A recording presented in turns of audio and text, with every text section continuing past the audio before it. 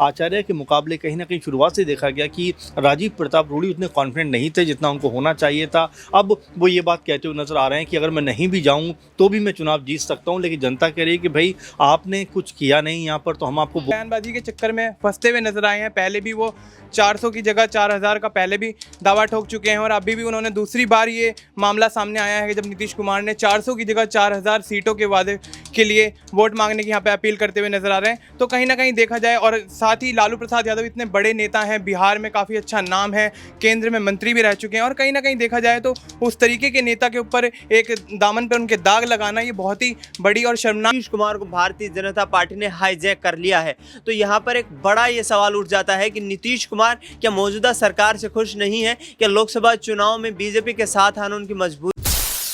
नमस्कार, मैं नाज़मीन खान और आप देख रहे हैं SPN 9 न्यूज़। बिहार की 40 लोकसभा सीट, जिस पर लोकसभा चुनाव के 5वें चरण में 5 सीटों पर मतदान होते हुए नजर आएंगे। मात्र एक दिन का समय बाकी है और बिहार की 5 सीटों में से सबसे ज़्यादा चर्चाओं में जिस सीट को देखा जा रहा है वो है सारण लोकसभा सीट। सारण सीट पर किस्मत आजमाती हुई नजर आएंगी लालू प्रसाद यादव की बेटी रोहिणी आचार्य। उनका मुकाबला भारतीय जनता पार्टी के 2 बार के सांसद राजीव प्रताप रूडी से होता हुआ नजर आएगा।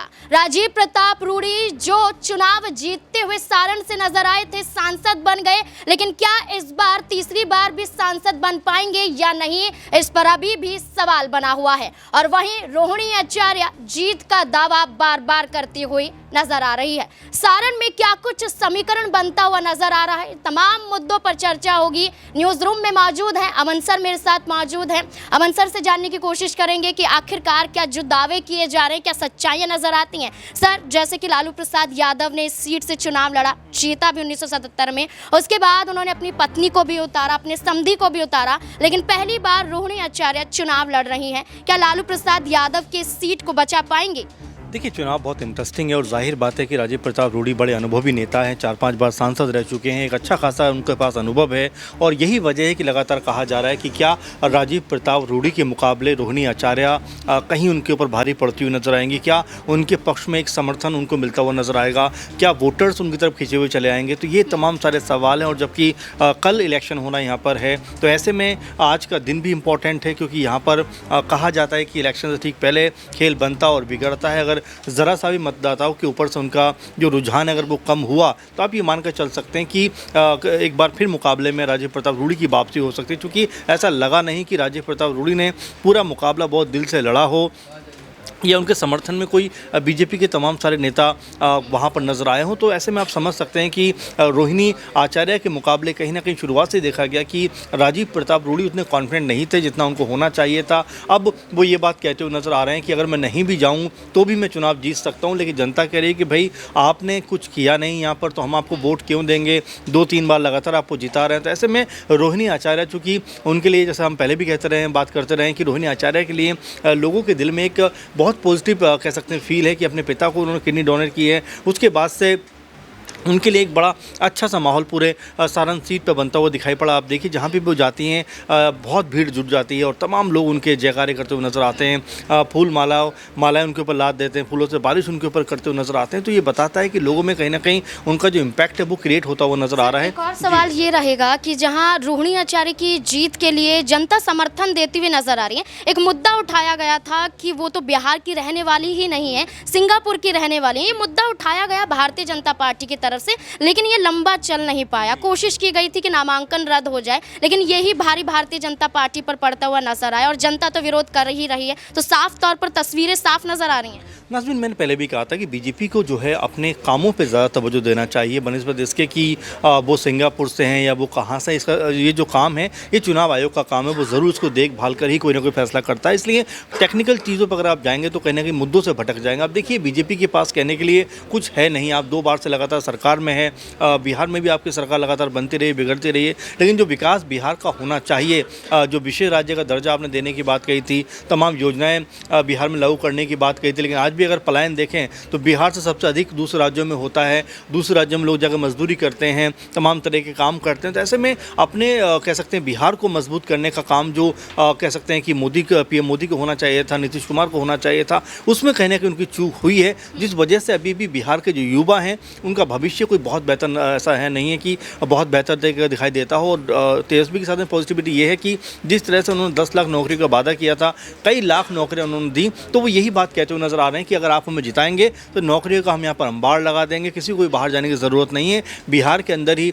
एक नया बिहार हम बनाकर दिखाएंगे। तो ये जो बातें लगातार वो कह रहे हैं, ये हो सकता है बीजेपी के ऊपर भारी पड़ती हुई नजर आ जाए। और रोहिणी आचार्य चूँकि एक फ्रेश चेहरा है और बिल्कुल वो लालू की बेटी हैं, और ऐसे में कहीं ना कहीं जो लोगों का समर्थन है वो तो उनको मिल ही रहा है, साथ में महिलाओं का भी एक अलग से उनके साथ जुड़ाव हो रहा है। तो ऐसे में आप मान के चल सकते हो कि सारण सीट के ऊपर रोहिणी आचार्य एक बड़ा इम्पैक्ट क्रिएट कर सकते हैं। और 4 जून को जब मतपेटी खुलेंगी तो मुझे ऐसा लग रहा है कोई चौंकाने वाला फैसला ज़रूर सामने आएगा। 5 साल पहले वादे किए जाते हैं कि युवाओं को नौकरियां दी जाएंगी। वादे तो ये भी किया जाता है कि बिहार को विशेष राज्य का दर्जा दिया जाएगा। नीतीश कुमार जो बिहार के मुख्यमंत्री हैं वो खुद कहीं ना कहीं इस आवाज को उठाते हुए नजर आए कि बिहार को विशेष राज्य का दर्जा मिलना चाहिए। लेकिन वही नीतीश कुमार जब एनडीए के साथ जुड़ जाते हैं तो वो ये शब्द गायब हो जाते हैं। नीतीश कुमार लालू प्रसाद यादव पर हमलावर साबित होते हुए नजर आते हैं, उनके परिवार को घेरते हैं, उनके बच्चों को घेरते हुए नजर आते हैं। तो नीतीश कुमार की राजनीति खुद अब संकट में आती हुई नजर आ रही है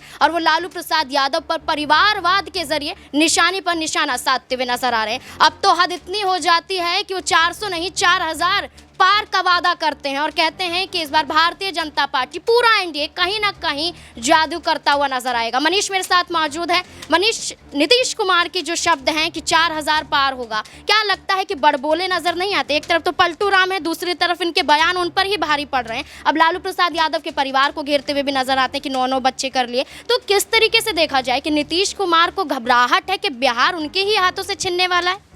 जी देखिए, नीतीश कुमार जिस तरीके की बयानबाजी करते हैं, उनको अपनी बयानबाजी पर लगाम लगाते हुए, अपने शब्दों पर लगाम लगाते हुए एक राजनेता के तौर पर एक अच्छे शब्दों का चयन करते हुए बयानबाजी करनी चाहिए, क्योंकि वो हमेशा से ही बयानबाजी के चक्कर में फंसते हुए नजर आए हैं। पहले भी वो 400 की जगह 4000 का पहले भी दावा ठोक चुके हैं और अभी भी उन्होंने दूसरी बार ये मामला सामने आया है जब नीतीश कुमार ने 400 की जगह 4000 सीटों के वादे के लिए वोट मांगने की यहाँ पे अपील करते हुए नजर आ रहे हैं। तो कहीं ना कहीं देखा जाए, और साथ ही लालू प्रसाद यादव इतने बड़े नेता हैं, बिहार में काफ़ी अच्छा नाम है, केंद्र में मंत्री भी रह चुके हैं, और कहीं ना कहीं देखा जाए तो उस तरीके के नेता के ऊपर एक दामन पर उनके दाग लगाना ये बहुत ही बड़ी और शर्मनाक बात है। तो कहीं ना कहीं देखा जाए तो इस तरीके की शब्दों का चयन उनको नहीं करना चाहिए। नीतीश कुमार बिहार के मुख्यमंत्री हैं, बिहार एक बहुत ही अच्छा और बहुत ही नामी राज्य है, वहाँ से काफ़ी लोग पलायन करते हुए दूसरे राज्यों का वहाँ पर मजदूरी करते हैं, वहाँ पर जाके वो जो काम करते हैं उससे कहीं ना कहीं बिहार का नाम रोशन करते हैं। और कहीं ना देखा जाए तो अगर बात रोज़गार की होती है तो रोज़गार पे भी अगर काम करें तो बिहार के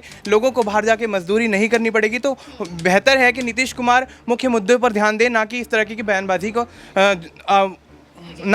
बयानबाजी करें और इस तरह के शब्दों का इस्तेमाल ना करें। देखिए, एक और सवाल मेरा ये रहेगा कि राजीव प्रताप रूडी भी तो जनता की समस्याओं को हल नहीं कर पाए। आज भी जाते हैं सारण में तो विरोध यहाँ पर देखने को मिलता है।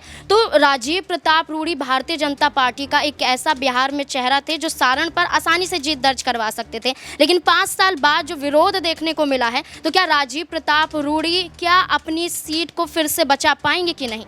जी देखिए, जिस तरीके से राजीव प्रताप रूडी से वहाँ की जनता जो है नाराज़ है, नाराज़गी जाहिर करती हुई नजर आई है, और कहीं ना कहीं देखा जाए तो वहाँ पर मुख्य मुद्दों पर उन्होंने ध्यान नहीं दिया है। राजीव प्रताप रूडी ने जो आम जनता से जुड़े मुद्दे में उन पर काम नहीं किया है, तो उसको लेकर कहीं ना कहीं जनता में नाराज़गी है। और देखा जाए तो कहीं ना कहीं लालू प्रसाद यादव की बेटी रोहिणी आचार्य का यहाँ पे जो उनका जो पाला है वो काफ़ी मजबूत होता हुआ यहाँ पर नजर आता है राजीव प्रताप रूडी के मुकाबले। तो हो सकता है कहीं ना कहीं लालू प्रसाद यादव ने जो राजनीतिक भविष्य, माफ़ कीजिएगा, लालू प्रसाद यादव ने जो राजनीतिक अपना वर्चस्व बना के रखा है, उसका कहीं ना कहीं रोहिणी आचार्य को फ़ायदा यहाँ पर मिल सकता है, और हो सकता है रोहिणी आचार्य यहाँ पर जीत दर्ज करके एक नया इतिहास यहाँ पर रच दें। देखिए बिल्कुल लालू प्रसाद यादव के जरिए ही रोहिणी आचार्य को आगे किया जा रहा है। जब किडनी रोहिणी आचार्य ने अपने पिता को दी थी उसके बाद से ही एनडीए की तरफ से बयान आने शुरू हो चुके थे कि किडनी के बदले यहाँ पर सीट दी गई है, लेकिन उनको भी मुंहतोड़ जवाब रोहिणी आचार्य ने दिया था। लेकिन लालू प्रसाद यादव खुद अपनी बेटी को जिताने के लिए मैदान में उतरते हुए नजर आते हैं, प्रचार प्रसार करते हुए भी देखे जाते हैं। लेकिन एक वक्त पर चंद्रिका राय को भी चुनावी मैदान में उतारा गया था। समधी थे और तेज प्रताप यादव की जो बात कही जाए वो कहीं ना कहीं यहाँ पर देखे जाते हैं कि जो चंद्रिका राय उनकी बेटी वो ऐश्वर्या राय उनकी शादी तेज प्रताप यादव से हुई थी। उस दौरान ये भी देखा गया था कि चंद्रिका राय ने भरपूर राजद को जिताने के लिए कोशिशें की थी। सारण से चुनाव भी लड़ा था लेकिन चुनाव जीत नहीं पाए थे। लेकिन अब भारतीय जनता पार्टी को जिताने के लिए, एनडीए को जिताने के लिए, वहीं जेडीयू के विधायक हैं तो जेडीयू को भी जिताने के लिए मैदान में उतरते हुए ज़रूर नजर आ रहे हैं। लेकिन क्या ऐसे में देखा जा सकता है कि क्या वो पुरानी बातों को याद करते हुए क्या वो फिर से यहाँ पर समर्थन देते हुए नजर आ सकते हैं? क्या वाकई जेडीयू का साथ छोड़ सकते हैं? क्योंकि विधायक हैं, उनकी भी मांग होगी, लेकिन मांग अभी तक गोपाल मंडल की पूरी नहीं की गई है, तो क्या चंद्रिका राय की पूरी की जाएगी? दिनेश मेरे साथ मौजूद है, दिनेश से जानने की कोशिश करेंगे। दिनेश, जिस तरीके से गोपाल मंडल सीटों को लेकर लड़ते हुए नजर आए थे कि भागलपुर की सीट तो चाहिए लेकिन मिलती नहीं है तो कह देते हैं कि चोरी हो गया, वहीं चंद्रिका राय का भी बयान सामने आया था कि वो भी कहीं ना कहीं लोकसभा का चुनाव लड़ना चाहते थे लेकिन उतारे नहीं गए। तो क्या ऐसे में सिर्फ एक विधायक हैं, कोई बड़ा कदम उठा सकते हैं अभी भी? हाँ, देखिए नाज़मीन, जिस तरीके से हमने पिछले जो है कुछ वक्त में देखा है कि बिहार की विधानसभा में जो सियासी उठापटक देखने को मिली थी, उस वक्त भी गोपाल मंडल ने कहा था कि यदि मुझे कोई बड़ा ऑफर मिलता है तो मैं बिल्कुल किसी तरीके का कोई परहेज़ नहीं करूंगा अपने दल को बदलने में। यानी कि साफ तौर पर संकेत देते हुए नजर आ रहे हैं कि अच्छे ऑफर की तलाश में है। लेकिन फिलहाल देखा जाए तो नीतीश कुमार सरकार में जो है उसकी गुंजाइश कम नज़र आ रही है, क्योंकि तमाम ऐसे मंत्री हैं, तमाम ऐसे विधायक हैं जो दावा ठोकते नजर आ रहे हैं कि उनको मंत्री बनाया जाए और आगे आने वाले वक्त में बिहार की सियासत में बड़ा अपना सियासी रुतबा हासिल करना चाहते हैं। लेकिन बड़ा सवाल ये खड़ा हो गया है कि क्या नीतीश कुमार लोकसभा चुनाव के बाद बिहार में बीजेपी के साथ मिलकर के सरकार बनाएंगे? क्योंकि जिस तरीके से तेजस्वी यादव लगातार तमाम रोड शो, रैलियों, मीडिया में अपनी तमाम यहाँ पर जो प्रचार कर रहे हैं उसमें ये कहते नजर आ रहे हैं कि नीतीश कुमार को भारतीय जनता पार्टी ने हाईजैक कर लिया है, तो यहाँ पर एक बड़ा ये सवाल उठ जाता है कि नीतीश कुमार क्या मौजूदा सरकार से खुश नहीं है? क्या लोकसभा चुनाव में बीजेपी के साथ आना उनकी मजबूरी बन गया था?